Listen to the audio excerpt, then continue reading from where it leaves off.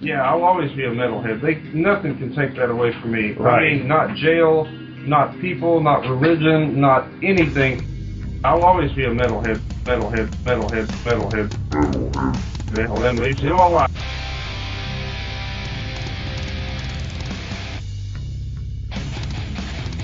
You're listening to the Great Metal Debate Podcast.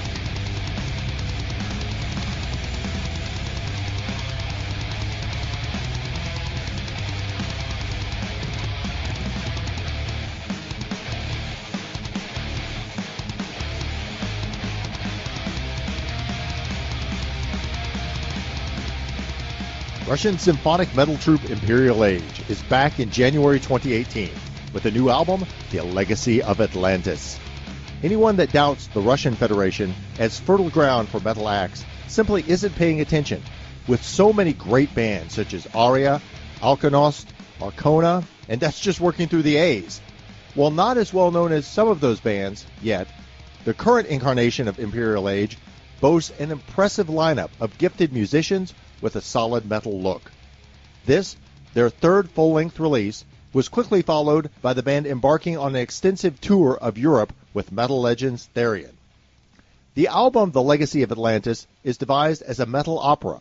The story, set in an alternative history of planet Earth, somewhat akin to John Schaffer's Something Wicked mythos, featuring ancient advanced civilizations, hyper-evolved superhuman biologies, and global cataclysms.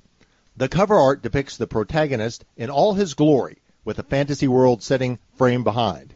This is great metal fare, especially for fans of concept albums. The album opens with The Awakening, followed by the title track, The Legacy of Atlantis, two of the strongest tracks on the album.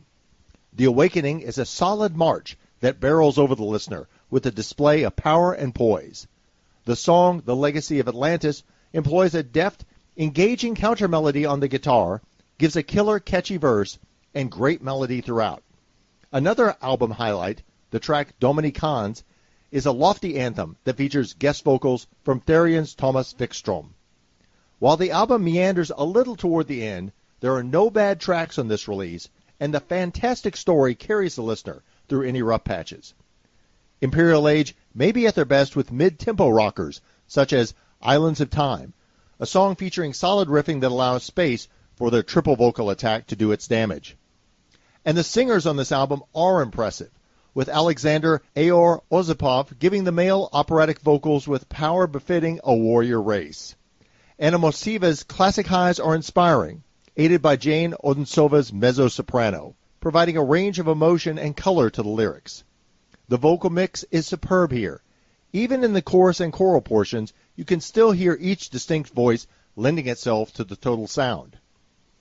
Those looking for virtuoso metal guitar might be disappointed with The Legacy of Atlantis, as the musicians in Imperial Age keep it simple, with tasteful solos that do their work and then get out of the way. The music as a whole, never a single instrumentalist, is always the focus. Imperial Age are able to create a big, epic sound without the orchestral symphonic elements ever overwhelming the listener. Indeed, while this is a must-have for symphonic metal enthusiasts, certainly fans of more straightforward European power metal will find much to like here as well. I give this album a rating of 8.5 out of 10. The Legacy of Atlantis is solid, modern metal, heavy and melodic with capable musicianship, talented singers, and excellent composition. The Legacy of Atlantis was released by Alderuna record label, which also distributes portions of Therion's catalog. You can purchase the album through Bandcamp.com or check out Imperial Age online at imperial-age.com or on Facebook for links to music and merchandise.